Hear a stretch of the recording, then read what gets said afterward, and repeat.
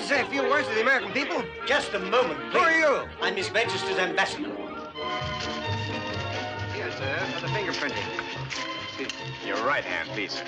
Yes. Your Majesty, won't you say a few words to the American people? I am deeply moved by your warm friendship and hospitality. This big-hearted nation has already demonstrated its noble generosity to those who come to seek a refuge from tyranny. Sorti en 1957, Un roi à New York est l'avant-dernier film de Chaplin et surtout le dernier rôle de composition du grand cinéaste, sa dernière apparition à l'écran. Il raconte l'exil à New York d'un roi européen qui vient d'échapper de justesse à une révolution et se retrouve séquestré par le système de la publicité, de la télévision et impliqué dans la chasse aux sorcières. Chaplin y exposait une vision du monde satirique et amère, finalement assez autobiographique et prophétique. Tonight, I want the light and the frivolous. I want to see the town. Steady, sir, steady. Ah, Chamier, if you knew what it means to breathe this free air, this wonderful, wonderful America, its youth, its genius, its vitality, the glamour of it all, New York, America.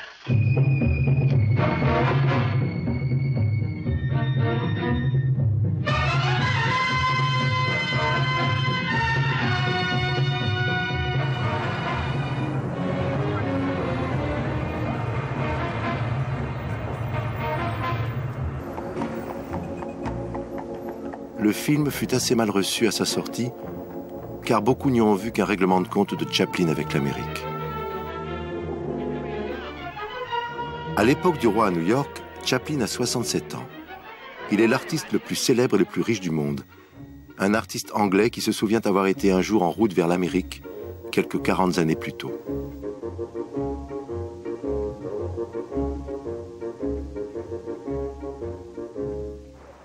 I think New York in this film is representational. It's not just representational as New York, but it's representational in terms of America as an empire, in a way.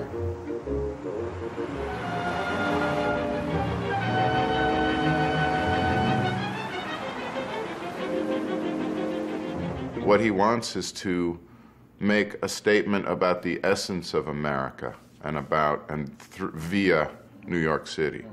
So, and this he does so beautifully because the film is about, I don't know, he goes on this whole, he flees his country, he comes to New York with what the press call, the press asks him, where's the loot?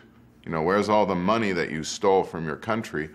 And he finds out that it's been stolen from him already. Like the money preceded him in New York and is already gone. And this is very much a representation to me of New York, because New York is not a city where there are any natural resources. It was a trading post initially, where now is Wall Street, and it's always been about conning people out of their money and about money. New York is about money. Your questions, please. And everything in this film shows how crass, in a way, American culture is. Majesty's government. Documents were transferred out of the reach of revolutionary thieves and cutthroats. Where are they? And of course, crass commercialization, commercialism everywhere you look in America. He even does something I find really brilliant. His first night when the king is in America, he hasn't realized that all his money is gone yet. And they go out on the town, and this is where they see rock and roll.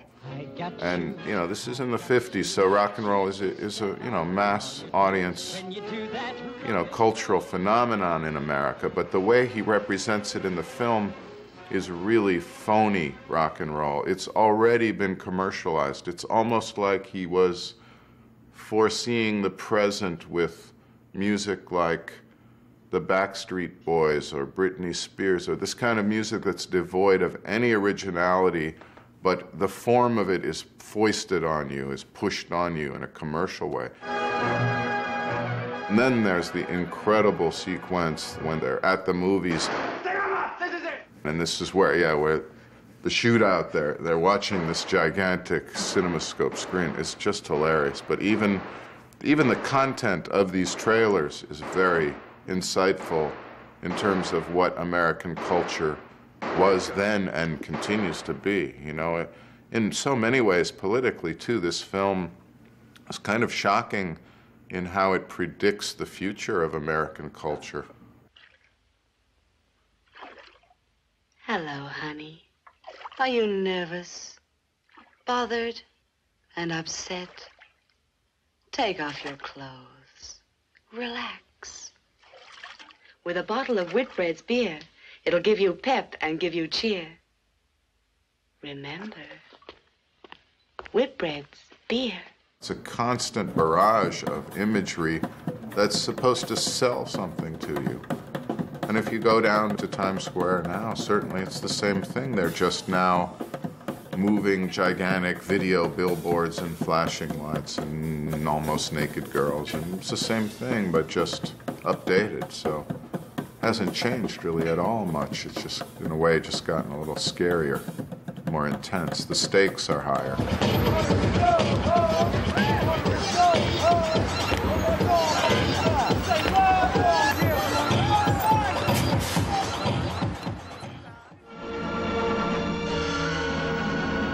Il faut remonter à 1952 pour comprendre la genèse d'un roi à New York. C'est tel un roi du monde que Charlie Chaplin était retourné à Londres, sa ville natale, pour la première de Limelight, un héros national adulé par la foule. Pourtant, derrière le sourire de convenance, on sent bien que le roi est anxieux. Il vient d'être rattrapé par la justice américaine et les services d'immigration qui lui ont annoncé qu'il lui retirait son permis de séjour pour retourner aux États-Unis. Ce jour-là, Chaplin s'est retrouvé en exil malgré lui. On the train heading for London, the city where he was born 63 years ago, Charlie shows his wife some of the places he knew as a child. The humble, poor places where he was reared, and about which his son Michael has only heard.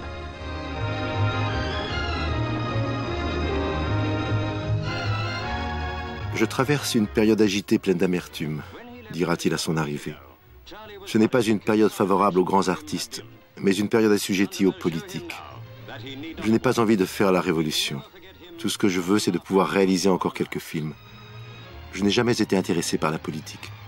Je suis un individualiste qui croit à la liberté.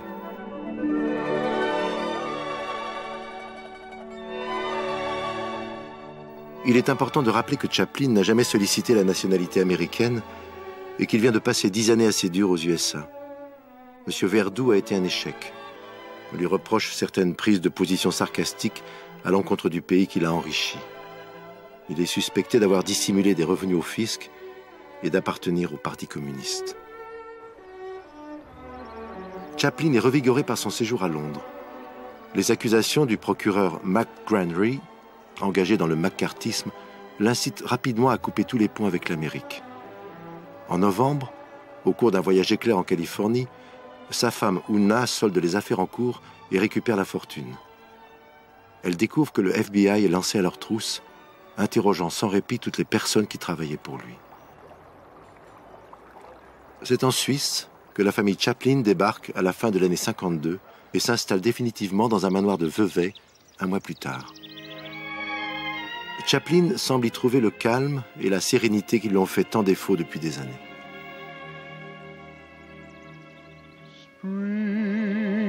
The time for making love.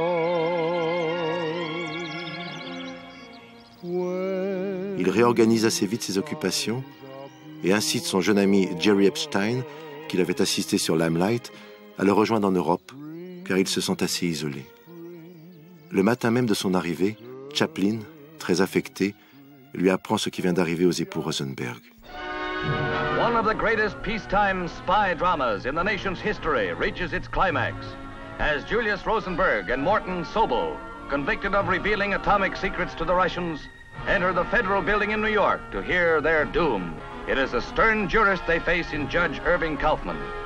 He sentenced both Rosenbergs to death in the electric chair, and while appeals to the highest courts are planned, it certainly appears that the spies are headed along a one-way street. Chaplin reste très atteint par ses démêlés avec les États-Unis.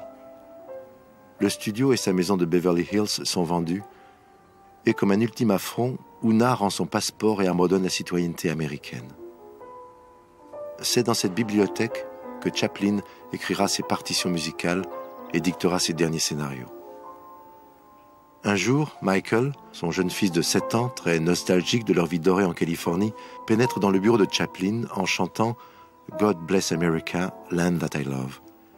Jerry raconte que Chaplin s'est mis à hurler pour qu'Una l'éjecte de là.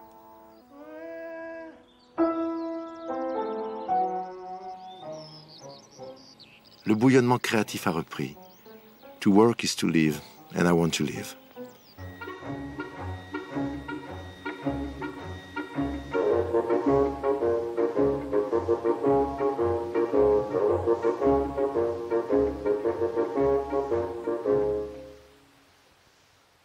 Chaplin cherche le moyen de ressusciter son personnage du vagabond dans le corps d'un vieil homme. Il abandonnera très vite cette idée en réalisant que ce qui faisait fonctionner le vagabond, c'était sa démarche, sa légèreté, sa capacité à se sortir du danger par des acrobaties. Non, décidément, il fallait trouver un nouveau personnage. Il suggère un instant de revenir vers celui de Verdoux.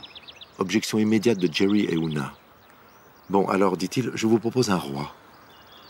Il faut dire qu'il venait de rencontrer quelques monarques déchus dans une réception mondaine des environs. Une chose l'intriguait, c'est la manière dont ces rois avaient pu échapper aux révolutions.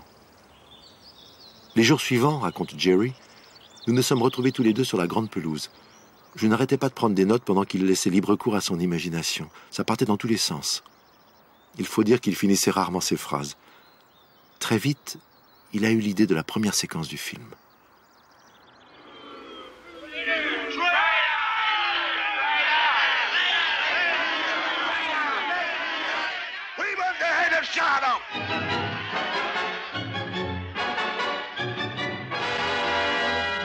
Chaplin tenait à présent les deux ingrédients majeurs de son film, la séquence d'ouverture et le personnage principal.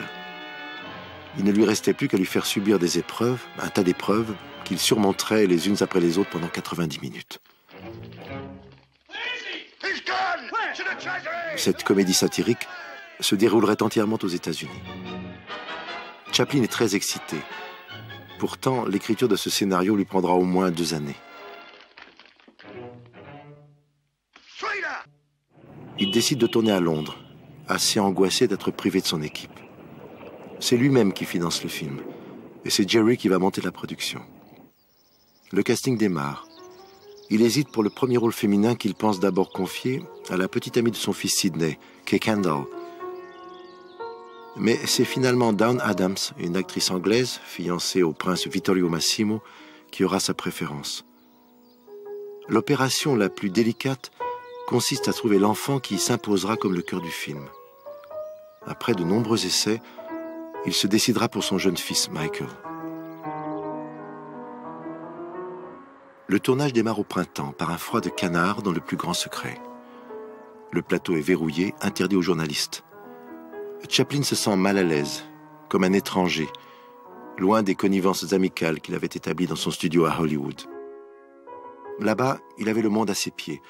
S'il lui prenait l'idée, à la dernière minute, d'utiliser un chapelet de saucisse sous la tour Eiffel pour un gag, il l'obtenait de suite.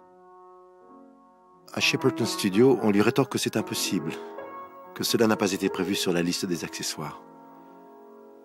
Ses rapports avec le chef opérateur Georges Périnal sont très conflictuels. Il lui reproche de peaufiner, d'être trop lent. « Allumez donc tous les projos, lui dit-il.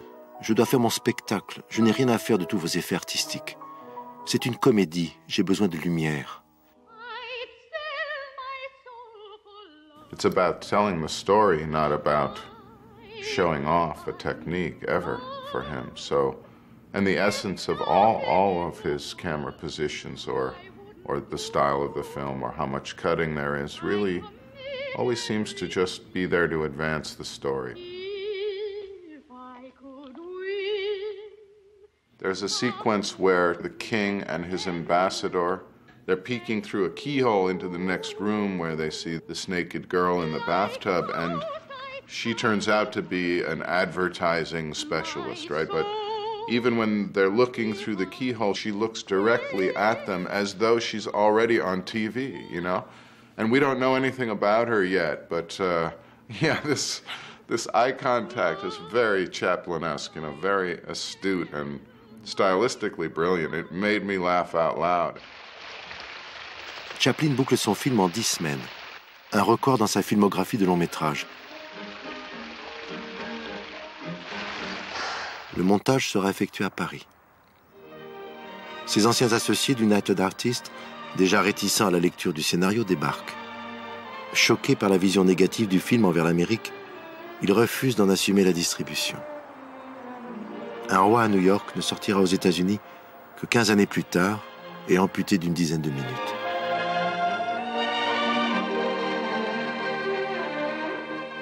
Chaplin va prendre un grand soin à diriger lui-même la musique.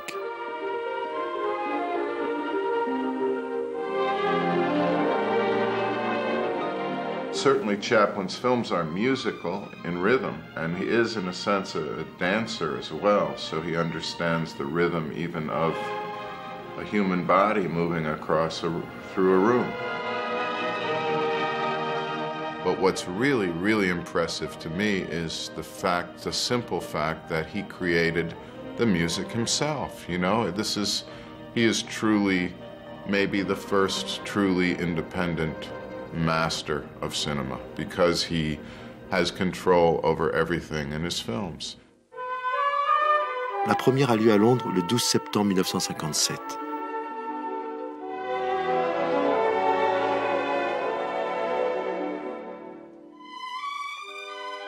Face aux réactions mitigées du public et des journalistes, il dira « Mon film n'est pas politique, c'est une satire. C'est mon film le plus rebelle. Je refuse de faire partie de cette civilisation agonisante. » This film is political. There's no way you can say it's not. And in a very beautiful way, because it is very funny and it is a very interesting story, from many aspects, a very human story. But he fills it with politics. The committee cites this witness for contempt of Congress. That's very unsportsmanlike on your part. I almost want to jump up and cheer when he sprays the house on Un-American Activities with a big fire hose. I mean, so he even is, in a way, a warrior, a comedic warrior and provocateur with this film.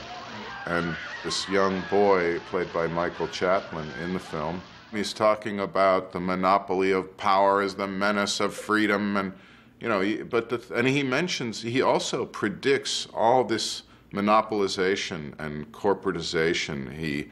The kid even mentions chain stores and the automobile industry, and you know, he's very, very, this is really beautiful, the things he says. Of course, Chaplin's also making fun of him by his way of saying it, but really the heart of the film is in, you know, for me, politically, is in this character.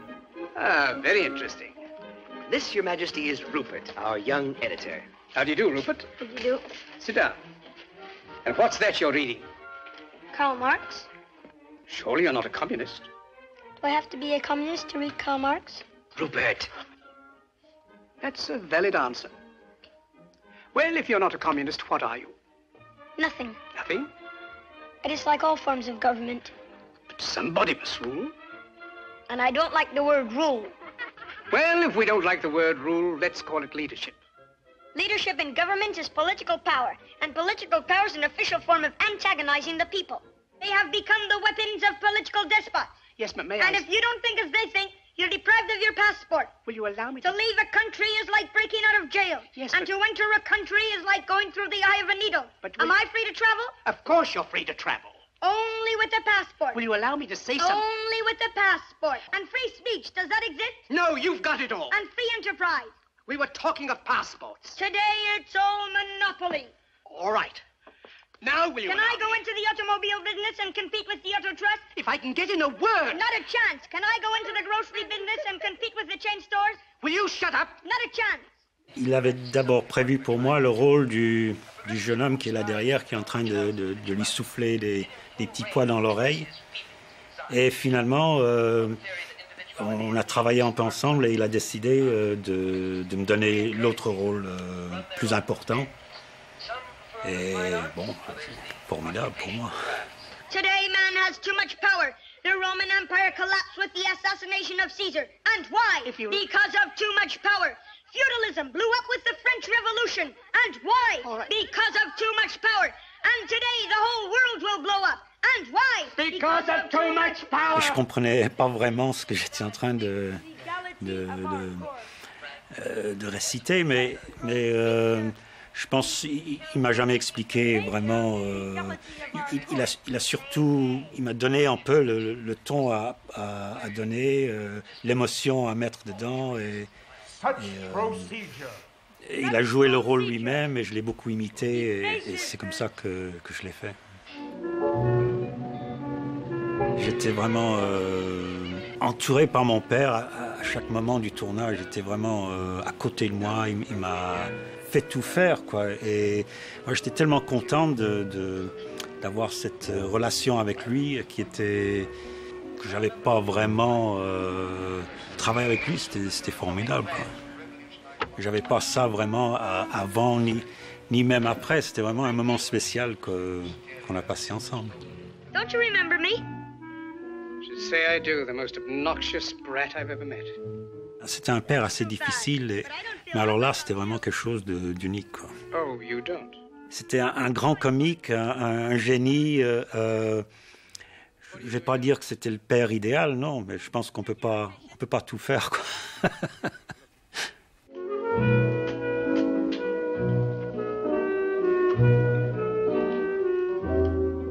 Ah, here he is. Rupert, there's someone here to see you. Hello, Rupert. Unlike Chaplin's sentimental tendencies in some of his films, this film completely evades that, and for me has an incredibly sad, not sentimentally sad ending, where this young boy is, well, it's a reference to the Rosenbergs, but this kid is broken by the authorities. His spirit is broken. He is forced to name names in order to free his parents from prison. And he's very ashamed. Come, Rupert. I thought we were all over this. And I find that really tragic, because what he stood for was really all the beautiful things. I mean, I agree with what he spouts out all the time. So that may be subjective, I don't know, but that makes it a tragedy for me of a film. Poor little fellow, I think a trip would do him good. But of course, there are complications. Well, let's hope they'll soon be over. I hope so too, sir.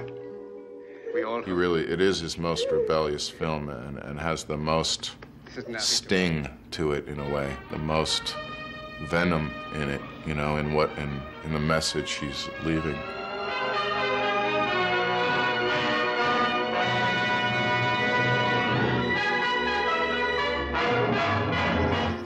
I got the weeping willows, and I'm stepping through plate windows on account of you. Il avait un love-hate, comme on dit en anglais, une relation d'amour et de haine avec l'Amérique. Mais il disait toujours qu'il ne pourrait jamais vraiment en vouloir à l'Amérique, parce que c'est un pays qui lui a tout donné. C'était un anarchiste, on voit ça, c'était quelqu'un c'était un marginal. Le personnage qu'il a créé, c'était un personnage de marginal, mais quand même, il y avait quelque chose en lui de profondément bourgeois aussi. C'est un homme très complexe. Every moment, every hour, leave me now, let me Justement, quand il travaillait sur sa terrasse, il était toujours en guerre avec des corbeaux qui venaient faire des trous dans le gazon en cherchant des vers blancs. Et je me souviens, il avait un miroir. Il avait trouvé le système avec un miroir de refléter le soleil dans les yeux des oiseaux pour qu'ils s'envolent et laissent son gazon tranquille.